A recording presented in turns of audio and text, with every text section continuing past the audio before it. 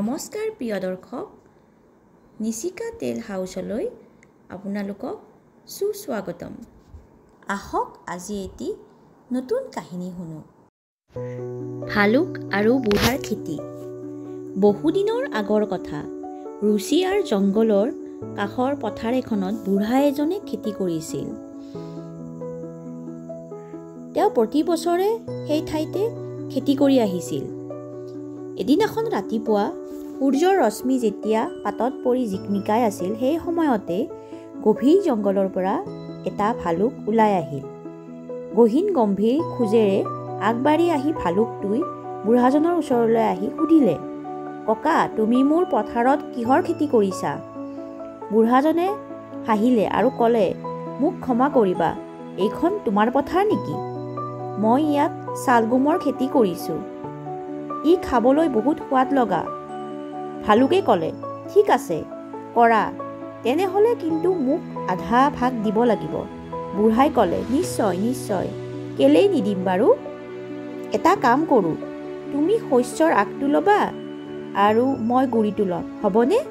ভালুকে ক'লে, ঠিক আছে। খেতি চপোৱাৰ সময় আহিল। বুঢ়াই ভালুকটোক ক'লে, লোৱা, এই আগবোৰ তুমি লৈ যোৱা আৰু গুৰিবোৰ মই লৈ যাওঁ। ভালুকে নিজৰ ভাগৰখিনি লৈ ক'লে, ধন্যবাদ। ভালুকে ভাবিলে, বহুত শস্য পালোঁ, অলপ খাই লওঁ। যেতিয়া মুখত লৈ খাবলৈ ল'লে, তেতিয়া ৱক ৱক ৱক, থু থু থু, তিতা। ভালুকৰ খং উঠিল। ই বুঢ়াই মোক ঠগিলে, নিজে মিঠা গুৰিখিনি লৈ গ'ল, মোক তিতা পাতখিনি দিলে। পিছৰ বছৰ বুঢ়াই আকৌ খেতি কৰিবলৈ আহিল। ভালুকটো আহিলে আৰু ক'লে, এইবাৰ নহ'ব ককা, এইবাৰ মই তলৰ অংশটো ল'ম আৰু তুমি ওপৰৰখিনি ল'বা। বুঢ়াই হ'ব বুলি ক'লে। এইবাৰ বুঢ়াই ঘেঁহুৰ খেতি কৰিলে। খেতি চপাবৰ সময়ত বুঢ়াই ক'লে, মই খেতিডৰাৰ আগবোৰ কাটি লৈছোঁ, তুমি গুৰিবোৰ লোৱা। ভালুকে ক'লে, হ'ব বাৰু। এই বুলি কৈ গুৰিবোৰ লৈ গ'ল। ভালুকে ভাবিলে, অকণমান খাই চাওঁ। মুখত দিয়াৰ লগে লগে যেতিয়া চোবাবলৈ ধৰিলে, তেতিয়া ক্ৰচ ক্ৰচ ক্ৰচ, থু, চি, এইবোৰ দেখোন শুকান নৰা। বুঢ়াই আকৌ ঠগিলে মোক, এইবাৰ বুঢ়াক মই সোধাই নেৰোঁ।